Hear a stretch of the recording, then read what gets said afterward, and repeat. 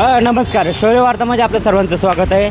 आज आपण आलेलो चापेकर चौक या ठिकाणी. आपण बघितलं असेल पिंपरी चिंचवड महानगरपालिकेने जो सर्वेक्षण सुरू आहे त्याच्यामध्ये पिंपरी चिंचवड महानगरपालिकेतील परिसर किती स्वच्छ आणि सुंदर दिसले पाहिजे यासाठी सर्वच अधिकारी कामाला लागलेले आपल्याला पाहायला दिसून येत आहे. पण मात्र हे काम करत असताना अधिकारी एका गोष्टीचा निष्काळजीपणा करत आहात. ते म्हणजे आपण जाणून बुजून बघितलं असेल जे रस्त्यावरती पाणी मारणं स्वच्छता करण्यासाठी पाण्याचा वापर केला जातो तेच पाणी रस्त्यावर पडलं जातं आणि त्याच्यातूनच अनेक बाईक चालक हे जे आहेत बाईक स्लिप होऊन पडल्याच्या घटना देखील आपल्याला पाहायला दिसून आल्या आहे. आता चापेकर चौकामध्ये काही मिनिटापूर्वीच या ठिकाणी देखील एक बाईकस्वार जो आहे तो गाडी स्लिप होऊन पडला होता. म्हणजे स्वच्छता करत असताना किंवा पाणी मारत असताना अधिकारी कर्मचारी कुठल्याही प्रकारची काळजी करत नाहीत व दुसऱ्यांचा विचार देखील करत नाहीत. हे देखील आपल्याला पाहायला अनेक वेळा दिसून आलेलं आहे.